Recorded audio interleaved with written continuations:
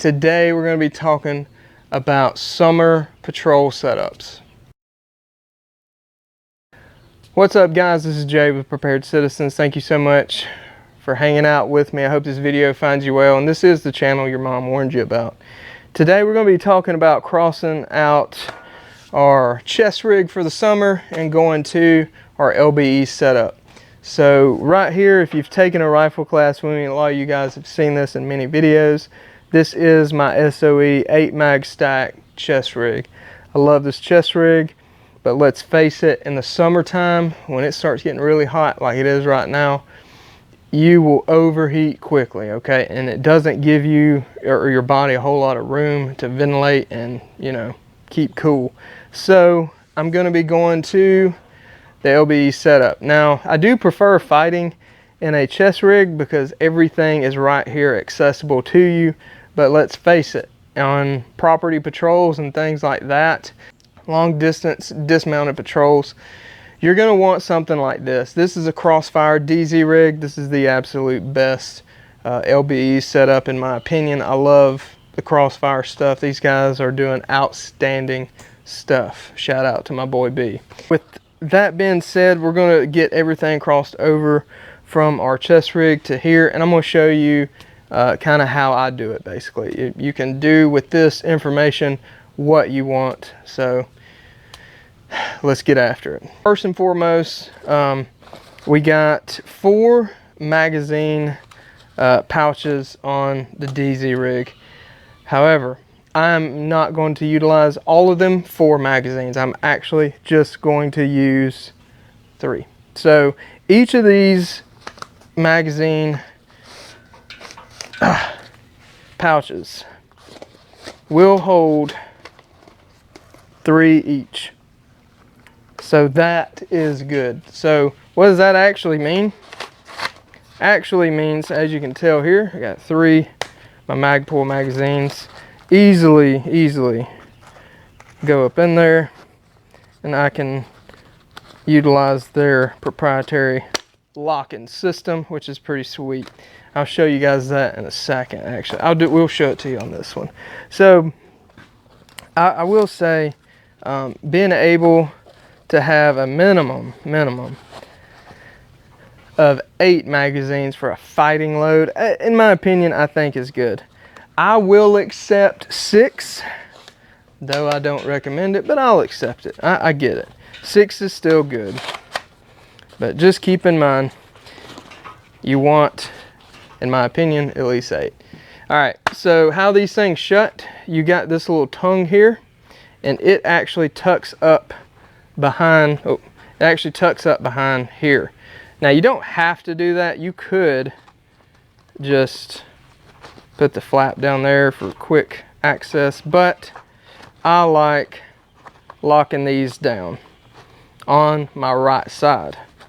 And then I'm gonna tuck this tongue up under the bungee, and you can tighten the bungee right there. We'll tighten it just a little bit. That'll be good. Perfect.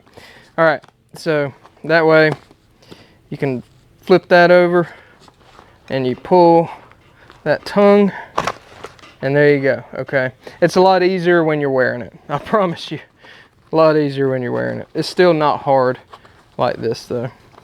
So anyway, that's 6 magazines right there. I'm gonna go ahead and put, well, I only got 2 more. So this actually, even the way I'm using it, will hold more magazines than my chest rig. So I'm gonna have to go get some more magazines, and we'll do that in a little bit. All right, so the way this rig is, I'll just show it to you real quick. So this is the front.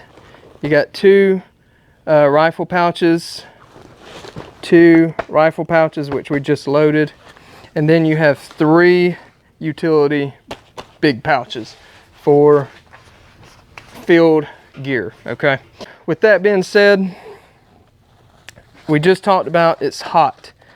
These outside big pouches, I'm going to be using 1 quart canteens in each of them, okay? You can, if you want, put a cook system. I got a protein bar in there too. And you can put a cook system, like for the canteen, setup in there with it as well. So if you have that, go ahead and you can do that if you're using this kind of rig. Now, right here on the center, we're going to put our medical. This year, I've started training with a bunch of new guys. When you put your medical somewhere and you're training with new people, what I recommend, and this is our Minuteman IFAC, it's probably one of the best field kits you can get, period. I'm gonna put a marker up in there because you never know. Let's see, I'm gonna put, I like this flashlight. I'm gonna probably keep it with it because if you're having to treat someone in the dark, you don't wanna, I like to have that flashlight with that stuff. That flashlight is dedicated for medical treatment and map reading. I actually got another flashlight I may start using for map reading. Not tested it yet, but we'll go from there. So we got our medical squared away. Okay, there's our medical. Moving over, again, what I just said, water. You want plenty of water in your summer loadout, guys. And here's another thing. I'm also going to be using I think it's a 3-liter, 2-liter Camelback system in conjunction with this. I always want these 2 quarts of water on me, and I'm also gonna have my Camelback, right? Now moving on, what else do we need? Let's go over to the magazine pouch that we have not used yet. So for this is going to be where we have our communications. Here's my UV5R, got a speaker mic. We're going to set all this in there.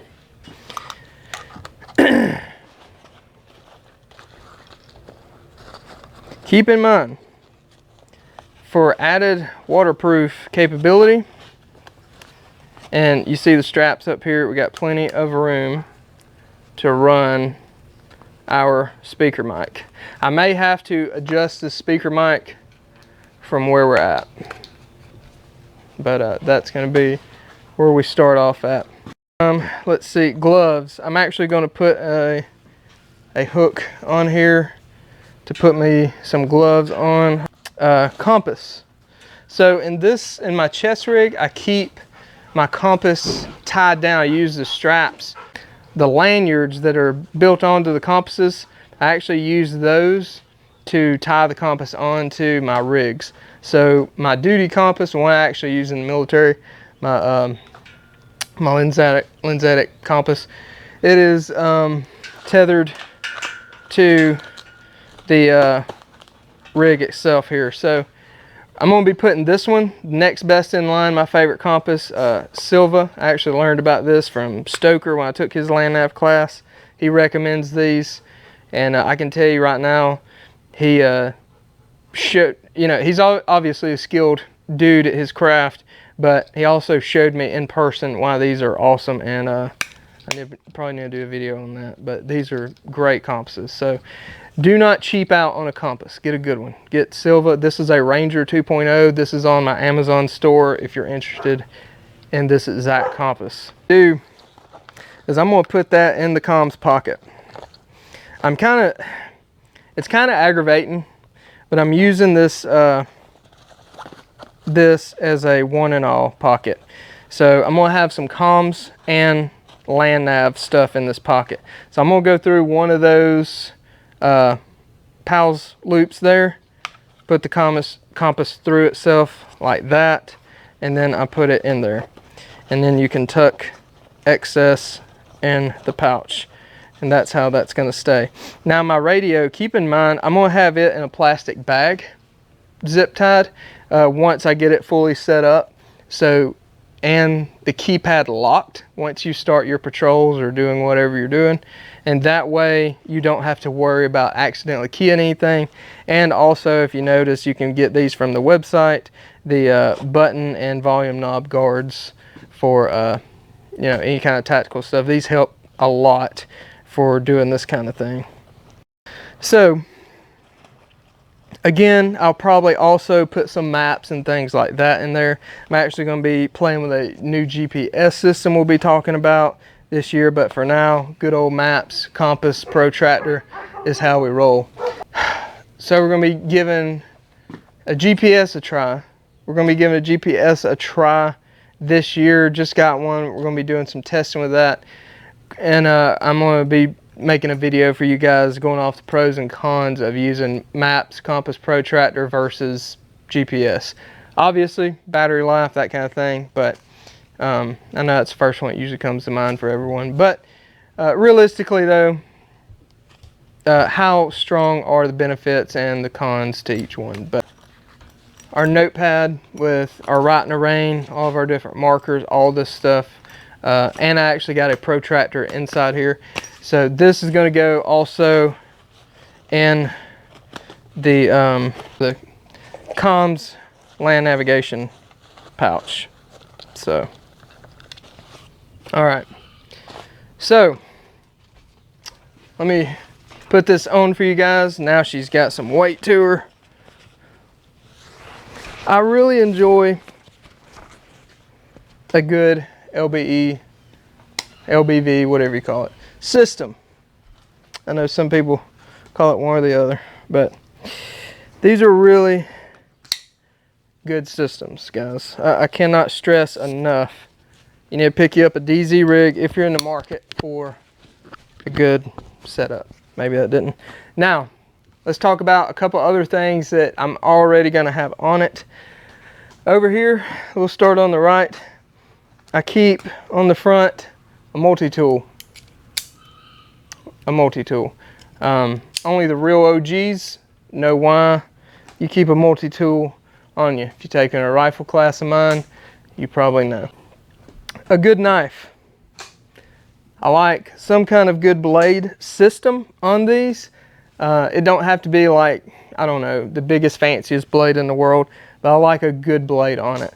This is actually a Temu blade, a little China blade. And my buddy Chris, Missouri Survival, he's been doing some awesome reviews on budget knives and actually showing how flipping well these things actually work. So I'm gonna be putting this thing through some torture tests before long, and it's pretty cool. It's got the MOLLE set up and all that good stuff. It just works out perfect. It's not in the way at all. Over here on my left, I have one of these pouches, cat pouches that we sell on the website, and I actually got some shears in with it.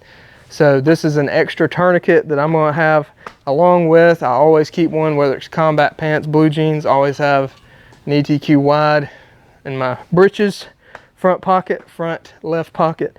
And then I also got a cat tourniquet to boot in front of my shears. So these pouches are pretty cool, how they hold shears and a tourniquet.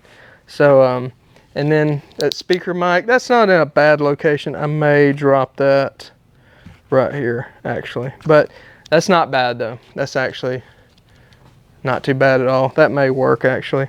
The only thing I'm going to be adding, I'm probably going to put one of my gear loops up here, and then I'm going to add my gloves, because you always want to have some gloves on hand. You never know what you may have to do. So let me see. I think I got everything.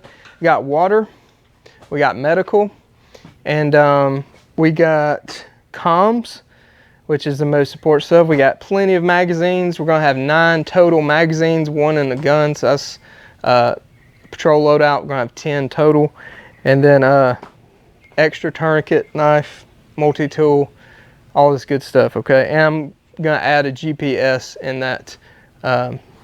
that pouch too with my comms and stuff. So yeah, guys, this is what I got for you today. I hope this helps. If you got any questions about this stuff, please let me know.